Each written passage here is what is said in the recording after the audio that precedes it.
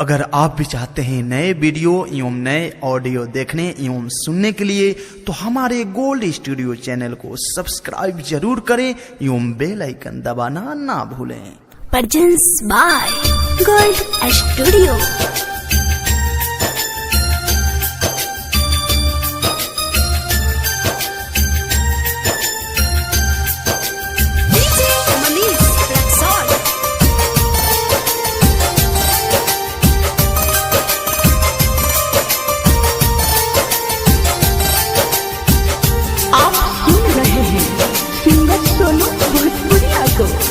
जहाँ जाए सनम बनैखे गम,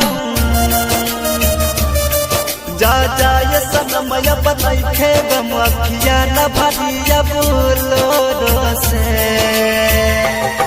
तू ससुरा जइबू बलोरो से,